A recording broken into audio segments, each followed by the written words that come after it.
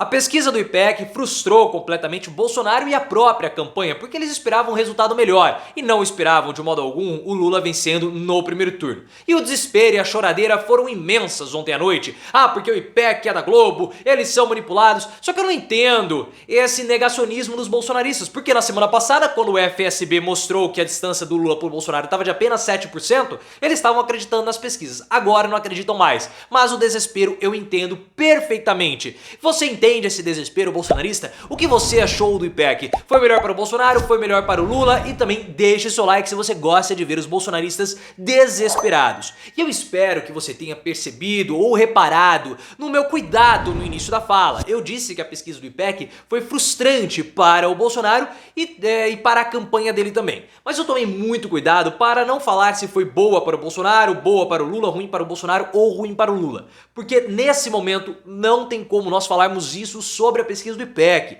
E eu vou trazer os números para vocês e depois nós comentamos sobre essa questão da pesquisa, porque eu sou transparente com vocês, vocês estão aqui porque vocês querem análises políticas racionais. E é isso que eu trago para vocês. Na pesquisa do IPEC, o Lula, no primeiro turno, ele tem 44% das intenções de votos, enquanto o Bolsonaro tem 32%. Uma diferença ali na casa dos 12%. No segundo turno, o Lula vai para 51% e o Bolsonaro fica ali nos 35%. Então, o crescimento do Bolsonaro do primeiro para o segundo turno é muito pequeno. O crescimento do Lula tende a ser maior. E essa diferença de 12% no primeiro turno, ela se aumenta no segundo. E o pior de tudo para o Bolsonaro é que ele está perdendo em todos os estados que a pesquisa do IPEC foi realizada. O Bolsonaro só ganha do Lula no Distrito Federal. Em outros 3 estados, eles ficam empatados na margem de erro. Mas nos principais colégios do país, o Lula está perdendo. Em São Paulo, o Bolsonaro está perdendo, perdão. O Lula ganha do Bolsonaro de 43% a 31%, em Minas Gerais 42% a 29%, e no Rio de Janeiro, Lula tem 41% e Bolsonaro tem 37%. Aí eles estão empatados na margem de erro. E chama muita atenção que eu estou vendo aí, dentro das margens de erro, sempre essa distância do Lula para o Bolsonaro oscilar na casa ali dos 10%. Porque se você for pegar aqui 44 e 32, na margem de erro, se você coloca 2 a mais para o Bolsonaro, ele vai para 34. E se você reduz 2% do Lula, ele vai para 42, ou seja, nos 8%, mais ou menos aquilo que foi mostrado no FSB da semana passada. Só que essa semana saiu novamente o FSB, já fiz o comentário mostrando que a onda de crescimento do Bolsonaro com relação ao ICMS redução do preço do combustível já passou, link aqui no card. E o que você tem achado desses resultados? Claro, se inscreva no canal e deixe a sua opinião. Mas os resultados que nós podemos considerar mais negativos a respeito dessa pesquisa do IPEC foi a rejeição. O Lula, ele tem 33% de rejeição, o Bolsonaro tem 46%. E rejeição, ela é fundamental. Um candidato que tem 50% de rejeição não tem condições de vencer pleito nenhum. E esse é o caso do Bolsonaro. E não há só uma rejeição com relação ao candidato Bolsonaro, mas a forma de governo dele. Segundo dados do IPEC, 57% da população brasileira reprovam o governo, o modo que o governo Bolsonaro tem de governar. Então são resultados muito ruins. E nós sabemos que esse pleito entre o primeiro e o segundo mandato é na verdade uma avaliação do governo. A população, ela vai no dia votar para avaliar o governo. Olha, se o seu governo é bom, nós vamos te dar mais um mandato. Se o seu governo é ruim, nós vamos interromper isso que não está dando certo. E como a rejeição do Bolsonaro ela é muito alta, fica muito difícil para o Bolsonaro poder enfrentar qualquer cenário agora nesse pleito.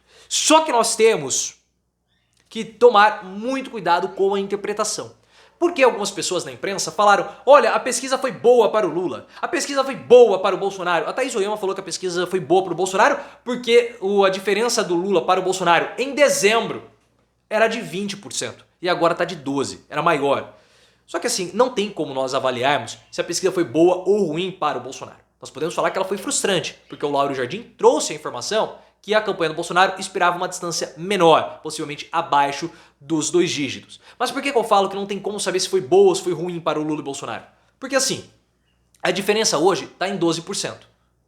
Só que como o Ibope fez, o IPEC no caso, fez a sua primeira pesquisa, nós não temos valor de referência para comparar. Ah, mas o Datafolha não, são institutos diferentes. Até a forma que o Ibope, o IPEC no caso, colhe os dados é diferente. O Datafolha, ele fica na rua e colhe os dados das pessoas na rua. O IPEC vai até a casa das pessoas. Então são formas de coletar dados diferentes. Então nós não sabemos se antes a distância do Lula para o Bolsonaro era maior ou era menor. Então, como nós não temos esse valor para comparar, se era grande, se era menor, se ficou maior, se ficou menor, nós não temos como falar se a pesquisa foi boa para A, para B, ruim para A, para B ou para C.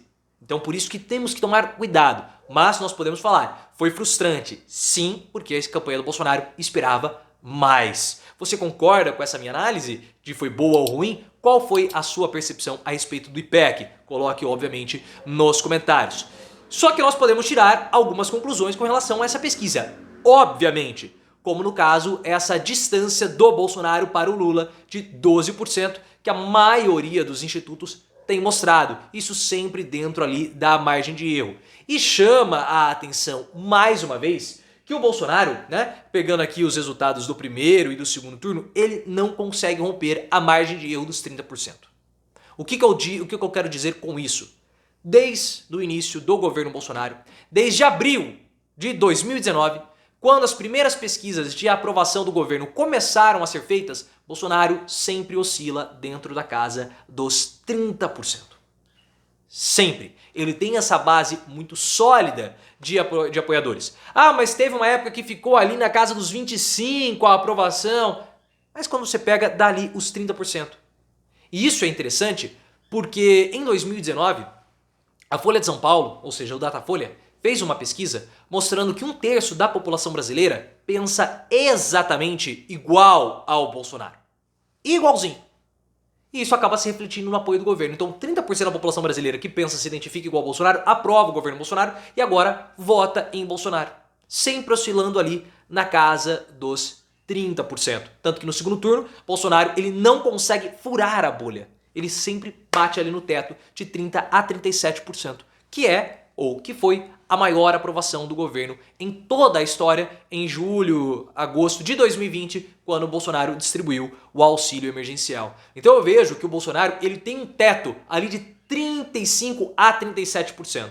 E o teto do Bolsonaro, ele está muito mais próximo, muito mais perto do que o teto do Lula. E essa é uma situação que nós podemos ver em todas as pesquisas. Um resultado muito desanimador para o candidato Bolsonaro. Para furar esse teto, o Bolsonaro ele precisaria modificar o discurso. Ele não pode adotar esse discurso mais radical que ele usa, de atacar o STF, de atacar o TSE, porque pesquisas internas do PL mostram que quando ele faz esses ataques, aquele apoiador ou aquela pessoa que não gosta desse discurso radical se distancia do Bolsonaro. Se distancia dele e fala, não vou votar em você porque eu não gosto desse discurso. Só que o Bolsonaro não pode abandonar a política do enfrentamento, porque é a campanha dele. Ele sempre fez isso desde os anos 80. Então ele vai retirar os ataques ao TSE, trazer uma trégua e começar a atacar a Janja. Como você já sabe, o link está aqui no card. Agora, ele precisa fazer isso para dar uma trégua no TSE para puxar esses apoiadores que não gostam do discurso radical. Que até votaram nele em 2018, mas o abandonaram, ele quer trazê-los novamente para poder crescer um pouco nas pesquisas fora da bolha. Vai dar certo isso? Ele tem que correr contra o tempo. Porque quanto mais tempo demora para que ele mostre uma recuperação mais sólida e contundente nas pesquisas, mais difícil fica para ele conseguir as doações de campanha. As doações de campanha são aquilo que está pegando para a campanha do Bolsonaro. Ele não consegue receber doação, porque as pesquisas mostram a distância dele para o Lula fica oscilando sempre ali na casa dos 30%. E se ele não mostrar que vai reagir, por que eu vou dar dinheiro para a campanha do Bolsonaro? Eu simplesmente não vou. Então assim, frustrante o resultado do Bolsonaro, mas o que nós temos que esperar é o Datafolha de quinta-feira. Eu acredito que vai haver uma redução da diferença do Lula para o Bolsonaro no último Datafolha. Possivelmente a distância vai ficar ali também na casa dos 12%.